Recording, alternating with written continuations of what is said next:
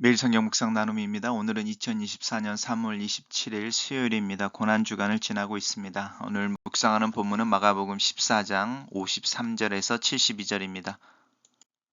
본문을 읽습니다. 그들이 예수를 끌고 대제사장에게로 가니 대제사장들과 장로들과 서기관들이 다 모이더라.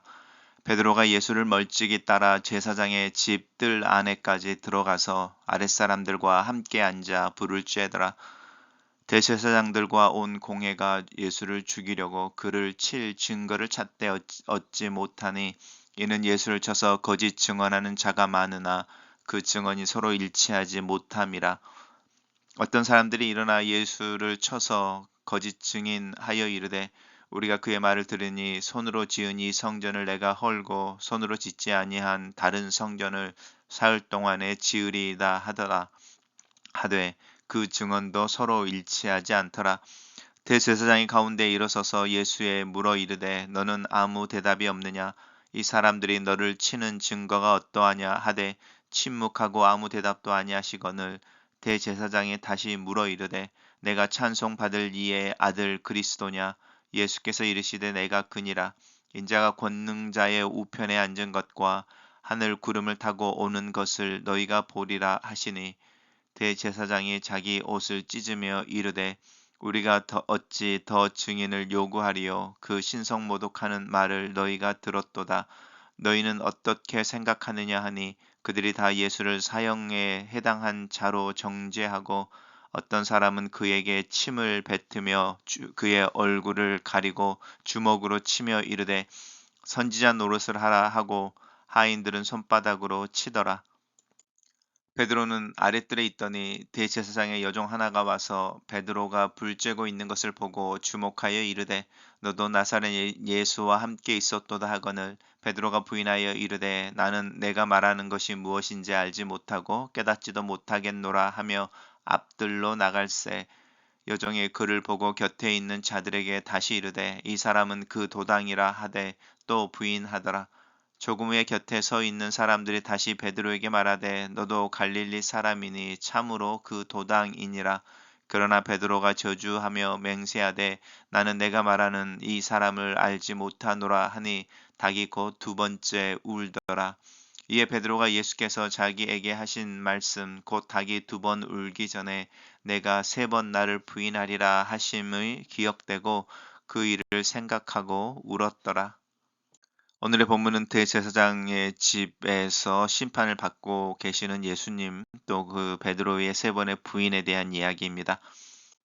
우리 어제 예수님을 이렇게 바론 유다의 그 입맞춤 키스를 신호로 하여 누가 예수인지를 알고 그 예수님을 붙잡아 가는 장면을 우리 어제 읽었습니다. 오늘은 그렇게 붙잡아간 예수를 끌고 대제사장의 집으로 갑니다. 그리고 그곳에서 이제 임시 공회가 열리게 되는 것이죠. 아마 대제사장 장로 서기관들이 모였다고 하는 것은 단순히 종교 지도자들을 뛰어넘어서 사내들인이라고 하는 예루살렘을 자치하는 자치기구, 그 기구의 멤버들이 아마 이 대제사장의 집에 모였다 이렇게 볼 수 있습니다.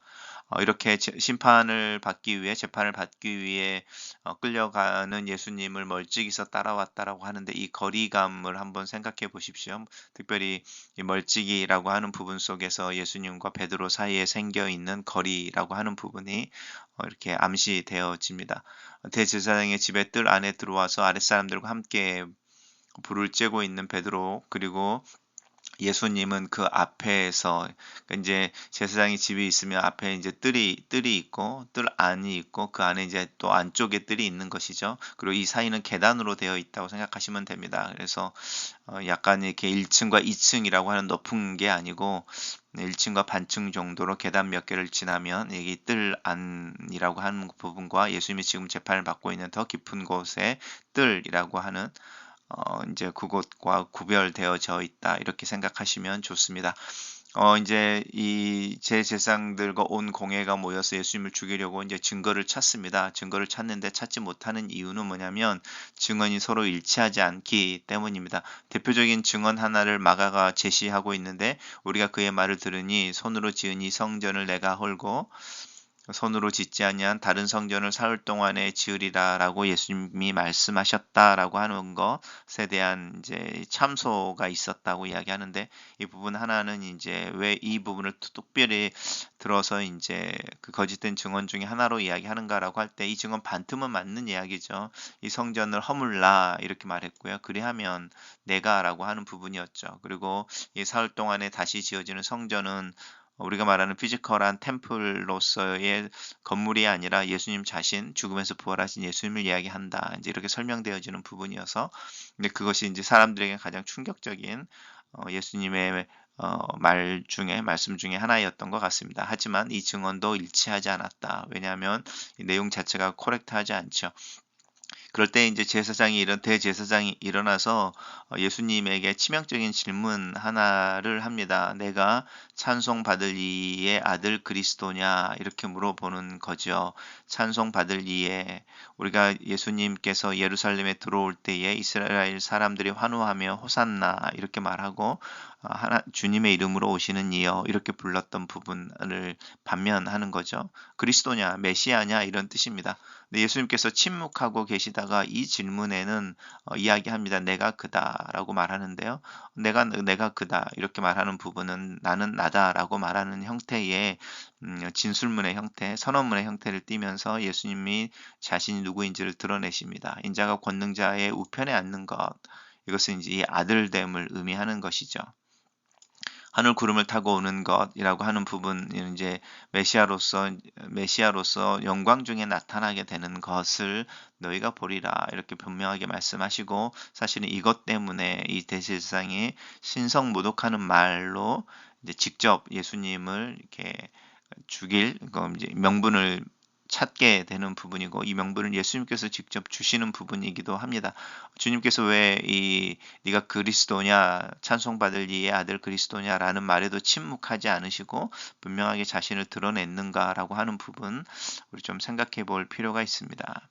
그리고 이제 그 신성 모독 때문에 예수님에게 이제 사형이 해당된다라고 판결을 내리게 되고, 이제 이때부터 이제 주변에 있던 사람들인데 이 하인들이겠죠. 그리고 예수님을 끌고 온 그 성전 수비대의 어떤 사람들일 수 있죠. 그 사람들이 이제 예수님을 모욕하기 시작합니다. 그리고 화면이 바뀌어서 이제 카메라가 베드로를 잡습니다. 아랫뜰이라고 이야기했으니까 아까 말씀드렸던 것처럼 아랫뜰이 있고 이제 윗뜰이 있고, 윗뜰에서는 예수님이 재판을 받고 있고 아랫뜰에는 베드로가 이렇게 하인들과 함께 불을 쬐고 있었던 것이죠. 그리고 여기는 이제 계단이 몇 개가 있으니까, 그래서 다른 본문에서는 베드로가 예수님을 부인하고 닭이 울 때 예수님이 돌아봐서 베드로를 봤다 이렇게 이야기하는 부분도 가능한 이제 이 지배 구조인 거죠. 베드로에게 여종 하나가 와서 베드로를 주목하여 너가 나사렛 예수와 함께 있었다라고 이야기하는데 베드로가 부인하죠. 그래서 이제 앞들로 나갈 때라고 하는 부분은 이제 그러면서 도망치려고 하는 부분이겠죠. 그럴 때에 이제 주변에 있는 사람들이 다시 이르되 또 같은 예수님을 따르는 사람들 중에 있었다. 그리고 또 한 번 더 이야기하는 거죠. 그랬을 때에 이제 저주하며 맹세하였다라고 하는 부분인 거죠. 내가 너희가 말하는 사람이 누군지 알지 못한다라고 말하는 부분이고요. 그때 닭이 두 번 울었다라고 하는 부분입니다. 그리고 예수님이 하신 말씀이 기억나서 베드로가 운다라고 하는 장면을 담담하게 기술을 하고 있습니다. 단락을 요약해 보겠습니다. 대제사장의 집에서 예수님에 대한 신문이 진행되고 이를 지켜보던 베드로는 예수님과의 관계를 3번이나 부인한다. 이렇게 정리했습니다. 여러 증인의 거짓 진술에 예수님께서 침묵하시자 대제사장이 직접 나서 하나님의 아들 메시아인지를 추궁합니다. 예수님은 이에 긍정하시며 종말에 심판주로 오실 인자라는 것을 분명하게 밝히십니다. 그날이 오면 예수님을 심판하던 자들이 예수님에게 심판을 받을 것입니다.